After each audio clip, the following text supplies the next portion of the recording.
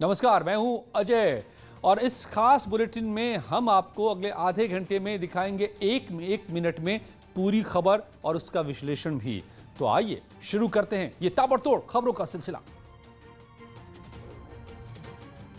योगी सरकार ने बड़ा फैसला लेते हुए आगरा में बन रहे मुगल म्यूजियम का नाम छत्रपति शिवाजी महाराज के नाम पर रखने का फैसला किया है। सीएम ने कहा कि छत्रपति शिवाजी महाराज हमारे नायक हैं। महाराष्ट्र के पूर्व मुख्यमंत्री देवेंद्र फडणवीस ने सीएम योगी के ट्वीट पर रीट्वीट करते हुए फैसले पर खुशी जाहिर की है। लिखा, जय जिजाऊ, जय शिवराय, छत्रपति शिवाजी महाराज की जय। बीजेपी जहां इस फैसले को देश के गौरव से जोड़कर देख रही है, वहीं विपक्ष को योगी सरकार का ये फैसला कतई रास नहीं आ रहा। छत्रपति शिवाजी महाराज का नाम राष्ट्रवाद की पर्यायवाची है और निश्चित रूप से इनके नाम के नामकरण से वर्तमान पीढ़ी और आने वाली पीढ़ी को प्रेरणा मिलेगी। मैं तो भारतीय जनता पार्टी से पूछना चाहता हूं, उत्तर प्रदेश में 3.5 साल की आपकी सरकार हो गई कि सिर्फ नाम बदलोगे कि कुछ काम भी करोगे? इतिहास की धरोहरों को संरक्षित कीजिए योगी जी, विकास परक काम कीजिए योगी जी।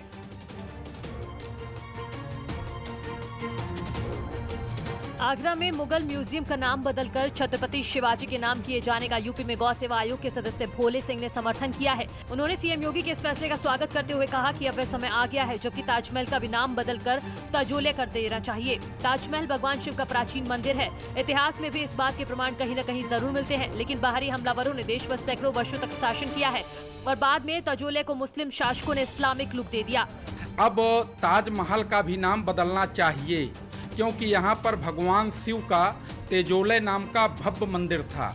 तेजोले मंदिर का इतिहास शाश्वत सत्य है। इमारत बता रही है हम पहले मंदिर थे, बाद में इसे इस्लामिक लुक दिया गया। ताजमहल में मुमताज की कब्र बताए जाने पर कहा कि ये पूरी तरह से गलत है। मुमताज की मृत्यु 1631 में बुरहानपुर के बुलारा महल में हुई थी और वहीं पर उन्हें सुपुर्द खाक किया गया था, लेकिन सूजा ने 6 महीने बाद उनकी कब्र तजोले में स्थापित कर दी थी। उन्होंने कहा कि ताजमहल में आज भी पानी की बूंदें टपकती रहती है, लेकिन यहाँ बूंदें कहाँ से टपकती है इसका वैज्ञानिक भी पता नहीं लगा सके हैं।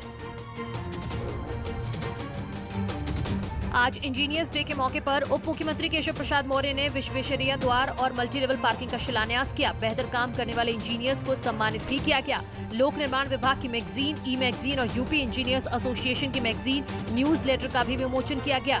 डिप्टी सीएम ने इंजीनियर से आह्वान किया कि वो भारत रत्न मोक्ष गुंडम विश्वेश्वरैया के जीवन से सीख और प्रेरणा लेकर देश और प्रदेश की शैक्षिक, सामाजिक और आर्थिक उत्थान में अपना अहम योगदान दे। इस मौके पर डिप्टी सीएम केशव प्रसाद मौर्य ने विश्वेश्वरैया के नाम से 1 करोड़ 9 लाख की लागत से बनने वाले विश्वेश्वरैया भव्य द्वार का शिलान्यास किया।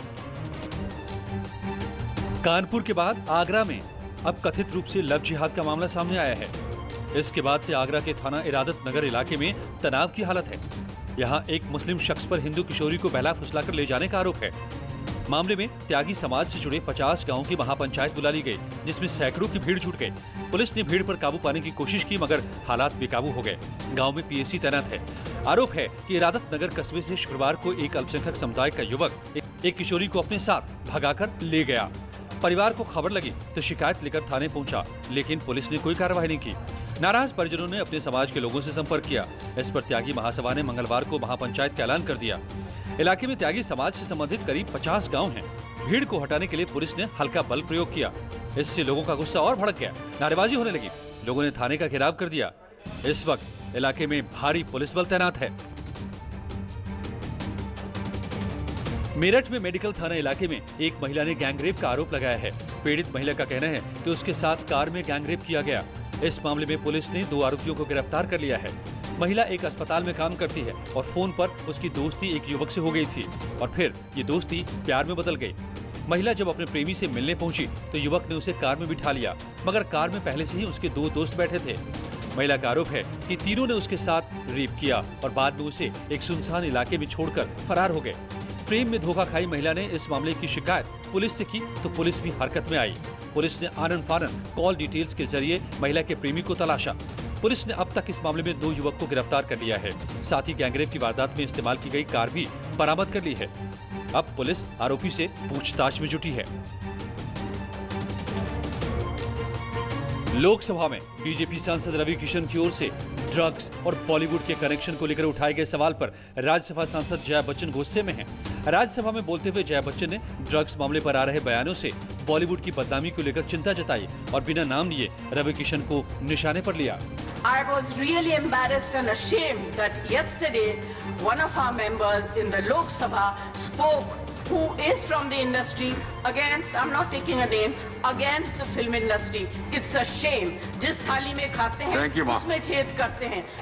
रवि किशन ने कहा कि जया जी से ये उम्मीद नहीं थी, बल्कि उनसे समर्थन की उम्मीद थी। मुझे आपसे ये उम्मीद नहीं थी। पहली बात तो आपने मेरा भाषण कल का या मेरी पीड़ा आपने सुनी नहीं पार्लियामेंट में। मैंने क्या कहा? मुझे लगा कि आज आप मेरा समर्थन करेंगे। जया बच्चन के बयान पर प्रतिक्रिया देते हुए कंगना ने उनकी बेटी श्वेता बच्चन और बेटे अभिषेक बच्चन का भी नाम शामिल कर लिया है। मैंने जया बच्चन जी का बयान सुना और पूरा सदन राज्यसभा एक सुर में जया जी के उस स्टेटमेंट से सहमति जताई। संजय राउत ने जया बच्चन के बयान का समर्थन किया है। बागपत में पैसों के लेन देन को लेकर दो पक्षों के बीच बवाल हो गया। इस दौरान दोनों पक्ष की तरफ से जमकर फायरिंग और पथराव हुए। 12 से ज्यादा लोग इसमें जख्मी हो गए हैं। घायलों को अस्पताल में भर्ती कराया गया है। बवाल की सूचना मिलते ही बड़ी संख्या में पुलिस मौके पर पहुंची और बवाल पर काबू पाया। फिलहाल पुलिस ने 7 लोगों को गिरफ्तार कर लिया है, जबकि बाकियों की गिरफ्तारी की कोशिश की जा रही है। आपस में पत्थरबाजी की गई यहाँ और मौके पर फोर्स पहुंचा है और इनकी अरेस्टिंग जारी है। कितने लोग गिरफ्तार हुए? अभी जो है 7 लोग जो है गिरफ्तार किए जा चुके हैं, बाकी और गिरफ्तारी जारी है। दरअसल मामला शहर कोतवाली के पुराना कस्बा इलाके का है, जहां एक पक्ष पर दूसरे पक्ष का मवेशी के 40,000 रुपए बकाया थे, जिसे लेकर दोनों पक्षों में कहासुनी हुई। इसके बाद बात इतनी बिगड़ी कि पथराव और फायरिंग तक जा पहुंची। इस बवाल की सूचना मिलते ही पुलिस मौके पर पहुंची और हल्का बल प्रयोग कर लोगों को खदेड़ा। इलाके में तनावपूर्ण माहौल के चलते बड़ी संख्या में पुलिस तैनात की गई है। यूपी पुलिस की ईओडब्ल्यू ने अपनी जांच में कंपोजिट ग्रांट घोटाले में निलंबित चल रहे तत्कालीन उन्नाव डीएम देवेंद्र कुमार पांडे को दोषी पाया है। ईओडब्ल्यू ने देवेंद्र कुमार पांडे के खिलाफ एक्शन लेने और एफआईआर दर्ज करने की सिफारिश शासन से की है। लखनऊ कमिश्नर की जांच में भी इस आईएएस अधिकारी को दोषी पाया गया था। इसके बाद सीएम योगी ने 23 फरवरी 2020 को देवेंद्र कुमार पांडे को सस्पेंड करते हुए मामले की जांच ईओडब्ल्यू को सौंपी थी। ईओडब्ल्यू ने करीब 1.5 महीने पहले इस घोटाले के सिलसिले में तत्कालीन उन्नाव डीएम देवेंद्र कुमार पांडे से पूछताछ की थी। करीब 6 महीने की जांच के बाद ईओडब्ल्यू ने शासन को रिपोर्ट भेज दी है। कंपोजिट ग्रांट से उन्नाव के 2305 प्राइमरी, 832 जूनियर स्कूलों में खरीदारी होनी थी। कुर्सी, मेज, स्टेशनरी, खेल का सामान खरीदने के लिए 9 करोड़ 73 लाख रुपए जारी हुए थे। देवेंद्र पांडे ने अपने करीबियों से मिलकर खरीदे गए सामान की कीमत कई गुना ज्यादा दिखाई थी। गाजियाबाद में न्यूज 18 की खबर का असर हुआ है। यहाँ बुजुर्ग महिला को पीटने वाला शख्स गिरफ्तार कर लिया गया है। छेड़छाड़ के विरोध में आरोपी ने पिटाई की थी। बुजुर्ग महिला की कुर्सी से पिटाई की थी। इससे पहले सीसीटीवी फुटेज वायरल हुआ था, जिसमें शर्मनाक तस्वीरें सामने आई थीं। इसमें एक बुजुर्ग महिला को छेड़खानी का विरोध करने पर शख्स ने उसे बुरी तरह से पीटा, ये साफ दिख रहा था। मामला कविनगर इलाके के राजापुर गांव का है। बुजुर्ग महिला का दोष सिर्फ इतना था कि उसने दूसरी महिला से छेड़छाड़ और फफ्तियां कसे जाने का विरोध किया था। इसी बात को लेकर छेड़छाड़ कर रहे शख्स ने बुजुर्ग महिला को सरेआम चौराहे पर जमकर पीट डाला। सबसे हैरान करने वाली बात ये रही कि लोग तमाशबीन बनकर महिला को पिटते देखते रहे। किसी ने भी छेड़खानी करने वाले शख्स का विरोध नहीं किया। स्थानीय लोगों ने घायल महिला को अस्पताल में भर्ती कराया। नोएडा के सेक्टर 6 में नोएडा प्राधिकरण कार्यालय के बाहर मंगलवार को सैकड़ों की संख्या में सफाई कर्मचारियों ने धरना प्रदर्शन किया और नोएडा प्राधिकरण के खिलाफ जमकर नारेबाजी की।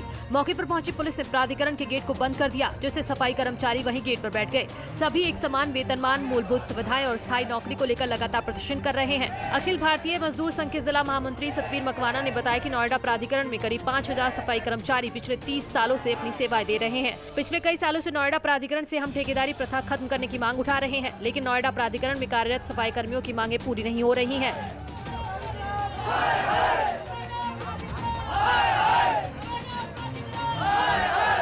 प्राधिकरण के अधिकारी तरह तरह से उनका शोषण कर रहे हैं। सफाई कर्मी पिछले काफी समय से अपनी मांगों को पूरा करने के लिए आवाज उठा रहे हैं, लेकिन कोई सुनवाई नहीं हो रही है।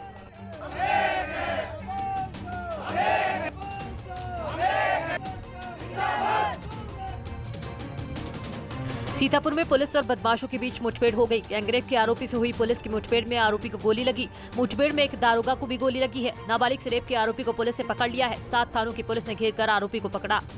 अमेठी में जिले के टॉप 10 बदमाश और 25,000 की इनामी के साथ पुलिस की मुठभेड़ हो गई। हिस्ट्री शीटर हिट्टू उर्फ अब्दुल्ला के पैर में गोली लगी है। एनकाउंटर में जगदीशपुर कोतवाली के इंस्पेक्टर राजेश सिंह को भी दाहिने कंधे में गोली लगी है। घायलों का जगदीशपुर सीएचसी में इलाज हो रहा है। बदमाश हिट्टू पर हत्या, रेप, लूट समेत कई मामलों में 24 से ज्यादा केस दर्ज हैं। अम्बेडकर नगर में पुलिस मुठभेड़ में 20-20 हजार के 2 इनामी बदमाशों को गिरफ्तार किया गया है। मुठभेड़ में एक बदमाश के पैर में गोली लगी है। उसे घायल हालत में जिला अस्पताल में भर्ती कराया गया है। बदमाशों के पास से तमंचा, कारतूस और बाइक बरामद की गई है। झांसी में दिल दहला देने वाला हादसा सामने आया। यहां टोल प्लाजा पर सीमेंट के पिलर से टकराने से एक युवक का सिर ही कट गया। हादसे में यात्री का सिर कटकर अलग हो गया। यात्री खिड़की से बाहर झांक रहा था। रक्सक के सेमरी टोल प्लाजा की एक घटना है। टोल प्लाजा का रास्ता छोटा होने की वजह से ये हादसा हुआ। हमीरपुर में 2 ट्रकों की भिड़ंत हो गई। आमने सामने की भिड़ंत के बाद ट्रक पुल के नीचे गिर गया। हादसे में ट्रक के ड्राइवर और क्लीनर घायल हो गए। पुलिस ने दोनों घायलों को अस्पताल में भर्ती कराया है। गायत्री तपोभूमि के पास ये हादसा हुआ है। कानपुर के कल्याणपुर में तेज रफ्तार का कहर देखने को मिला। तेज रफ्तार टैंकर ने स्कूटी सवार को कुचल दिया, जिससे स्कूटी सवार युवक की मौके पर ही मौत हो गई। युवक की मौत के बाद परिवार में कोहराम मच गया। टैंकर चालक मौके से गाड़ी छोड़कर फरार हो गया। बागपत में सड़क हादसे में बाइक सवार 2 लोगों की जान चली गई। बताया जा रहा है कि अज्ञात तेज रफ्तार वाहन दोनों बाइक सवारों को टक्कर मारकर फरार हो गया। टक्कर इतनी तेज थी कि बाइक के परखच्चे उड़ गए। घटना की सूचना पर पुलिस मौके पर पहुंची और शवों को पोस्टमार्टम के लिए भिजवा दिया। घटना शहर कोतवाली इलाके के नेशनल हाईवे 709B पर रिवर पार्क के निकट हुई, जहां बाइक सवार 2 लोग बड़ौत से लोनी जा रहे थे। लेकिन जैसे ही वे रिवर पार्क के पास पहुंचे तो अज्ञात वाहन ने उन्हें रौंद दिया। प्रयागराज में संगम नगरी के रहने वाले 6 युवक हादसे का शिकार हो गए। ये सभी मध्य प्रदेश के रीवा में वाटरफॉल में घूमने गए थे। सूचना मिलते ही रोते बिलखते हुए परिजन घटनास्थल पर पहुंचे। काफी खोजबीन के बाद 4 युवकों के शव मिले हैं। सभी युवक मोबाइल की दुकान में काम करते थे। अमेठी में 2 गुटों में मारपीट हो गई। जमीन के विवाद में जमकर लाठी डंडे चले। मारपीट का वीडियो सोशल मीडिया में वायरल हो रहा है। जगत गांव इलाके में मारपीट की घटना हुई है। वीडियो वायरल होने के बाद पुलिस जांच में जुटी है।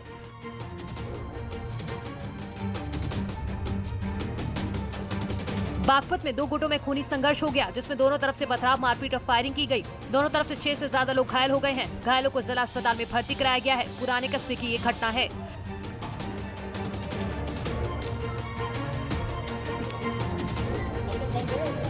लखनऊ में मासूम छात्र की पिटाई की गई। ट्यूशन टीचर के पति ने पिटाई की। 8 साल के मासूम के साथ बेरहमी से पिटाई की गई। पढ़ाई में कमजोर होने पर पिटाई की गई। तार से हाथ बांधकर पिटाई का आरोप है। बच्चे के परिजनों ने पुलिस में शिकायत की है। कानपुर के रामा मेडिकल कॉलेज में इलाज के दौरान कोरोना पॉजिटिव मरीज की मौत हो गई, जिससे गुस्साए परिजनों ने जमकर हंगामा काटा। तस्वीरों में देखिए, अस्पताल परिसर में मरीज की मौत के बाद परिजन हंगामा करते दिखाई दिए। परिजनों का आरोप है कि अस्पताल में सही से इलाज नहीं मिला, जिससे मरीज की मौत हो गई। जबकि दूसरी तस्वीर कानपुर के बिल्हौर थाना क्षेत्र की है, जहां 2 पक्षों में जमकर मारपीट करने का मामला सामने आया। तस्वीरों में देखिए, बीच सड़क पर 2 पक्ष आपस में जमकर मारपीट करते दिखाई दे रहे हैं। कहा जा रहा है कि मामले विवाद के चलते 2 पक्ष आपस में भिड़ गए, जिसकी तस्वीरें सामने आई हैं।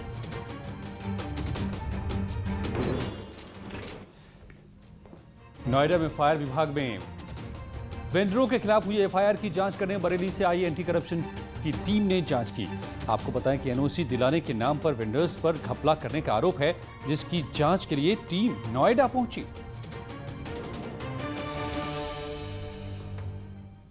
तो नोएडा ने जो 7 एफआईआर कराई थी, उनकी जांच जो है, उनकी इन्वेस्टिगेशन हम लोगों को मिली है और उसकी इन्वेस्टिगेशन के लिए हम लोग आए हैं और वही कर रहे हैं। अभी जो है कोई परिणाम। इस समय हम खड़े हैं सेक्टर 2 फायर के ऑफिस में, जहां पर बस कुछ ही देर पहले एंटी करप्शन की टीम यहां पर पहुंची है जांच करने के लिए। 7 वेंडर्स को लेकर यहां पे एफआईआर हुई थी, जिसकी जांच को लेकर एंटी करप्शन की टीम फायर ऑफिस पहुंची हुई है। हालांकि अभी जो जांच टीम आई है, उनका कहना है कि अभी हम लोग जाँच कर रहे हैं और नतीजे पर नहीं पहुँचे हैं। आपको बता दें कि पिछले साल जो यहाँ के नोएडा के जो फायर के जो CFO थे अरुण कुमार, उन्होंने 7 वेंडर्स को लेकर एनओसी को लेकर एफआईआर की थी, जिसके बाद ये कुछ ही पलों में और भी खबरें, बने रहिए हमारे साथ।